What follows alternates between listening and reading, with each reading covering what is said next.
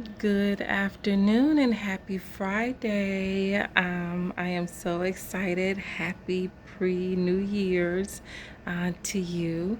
I want to come really quickly because I'm headed out and I wanted to post one video about what God gave me earlier this week. And that was this. Earlier this week in prayer, um, I had to be like Tuesday or Wednesday. Um, and I'm thinking it was Tuesday, and it might have been Wednesday, but nonetheless, um, I was feeling a little out of sorts. I don't know how to really explain it. Um, I wasn't like depressed or sad, or it was kind of like I was at a loss for energy, or something was going on to where it was like, and I thought maybe it was just kind of like the after Christmas relief where, okay, Christmas is over, got to get back to work, just a little bit exhausted from, trying to get ready for that. But it was something else. I was just kind of out of sorts. And I'm like, God, what is going on? So I remember after I worked out, I sat in the sauna and I just began to pray. And I'm like, God, what do you want me to know? What do you want me to share with your people? And he gave me, he took me to Joshua chapter 5. And I thought this was so wonderful. So in Joshua chapter 5, it talks about, he led me to the scripture where he told Joshua to circumcise them again. And I kind of like stopped because that was the first verse I had read. And I'm thinking, circumcise them again? Like, how could you do that? Like, oh my God, now I have to start from the beginning, from verse 1. And this is where God needed to, like, they had no more men of war because everybody had passed away in the wilderness, right? And so now, I thought this was so amazing. So now they needed to raise up people to replace them.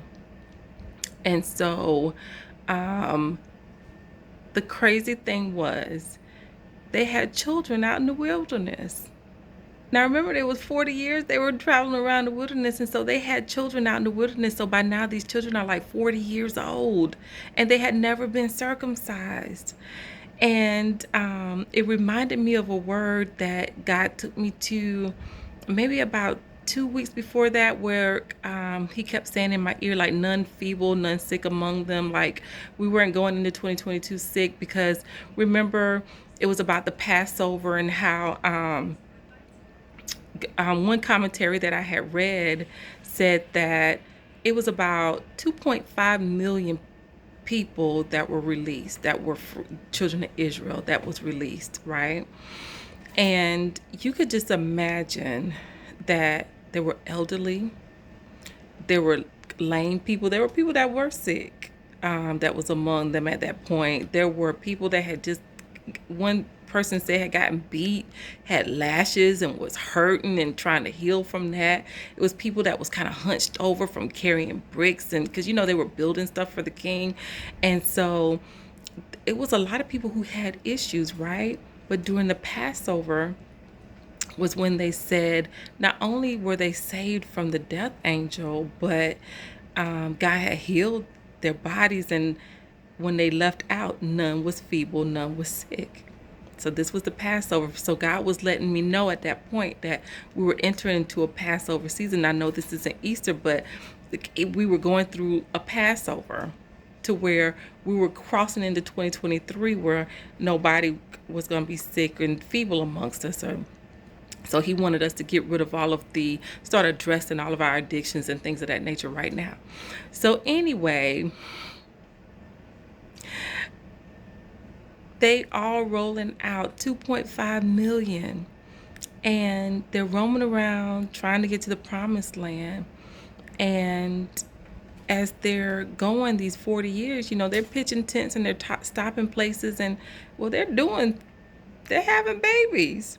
They're like hooking up, getting married. They're doing all this stuff in the wilderness. And I said, oh my God, this is crazy. I didn't even think about that. Like, they're in the wilderness you know, not really, having a home, still trying to get to the promised land, yet they're still functioning as if they were in a normal society. So they're still, meeting one another, getting married, having children, reproducing. They're still doing the normal everyday thing. It was just God just didn't want them to get comfortable out there, but they were still functioning as if they were in a normal society. And so they ended up having children while they were in the wilderness. Isn't that crazy? Nobody ever talks about this, at least I've never heard of this happening. So they ended up having these children, and while they were in the wilderness, none of them were circumcised. And we're back in Joshua 5 at this point. And so God was telling Joshua, you know, pretty much, make some knives, gather up these male children that were born in the wilderness, because now they're of age and they need to replace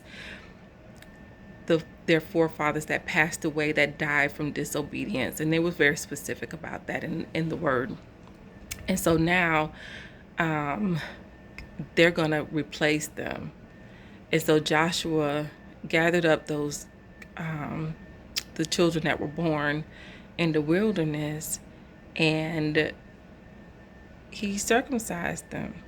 And God was pleased. And the place was then called Gilgal.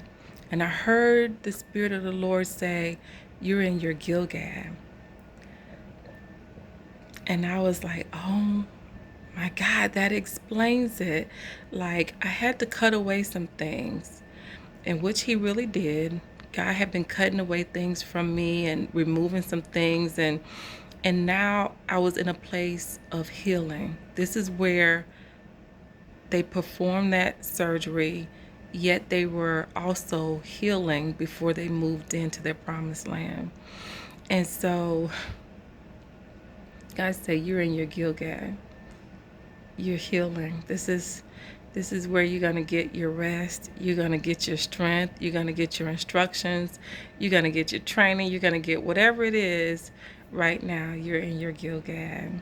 So before you cross over, God is circumcising a lot of us, doing a cutting away of flesh, cutting away of some things that we have to have removed before we go in to our promised land. So I am so excited about that word. I had to put it out because, again, God reminded me of it this morning. As I was listening in on another prayer call, and although they didn't talk about this, they kind of alluded to, crossing over, and the Passover. And when they said that, it prompted me to the word that God gave me earlier this week. And so I just wanted to put it out there just to let you know, baby girl, that if you are experiencing a cutaway where God is removing things from your life, and it's stuff that you've held on to for the longest time, because it's something that you were kind of born with. It was something that you kind of picked up in the wilderness. Even though we were functioning in the wilderness like it was a normal society, it wasn't what God wanted for us. And so when you're experiencing that cutaway, where we met people in the wilderness, where we kind of picked up some bad habits in the wilderness, where we kind of made some arrangements in the wilderness and produced some things in the wilderness, and God's like, nope, got to cut it away.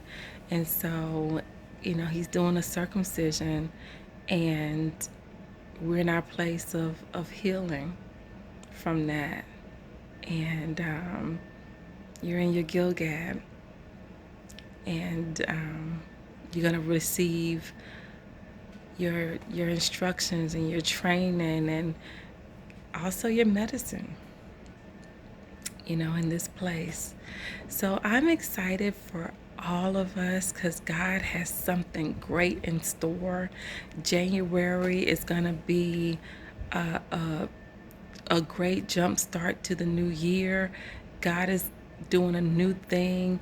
Um, and I just believe it. I believe miracles are going to happen and manifest immediately, in the first 3 months of the year. So I'm trusting God to do exceedingly and abundantly above all that we can ask or think.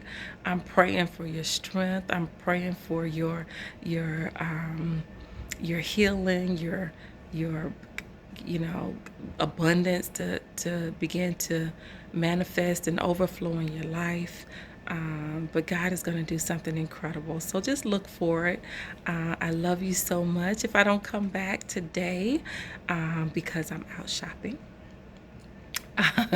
just know I am thinking about you. I love you. And I'll be back again later. Love you.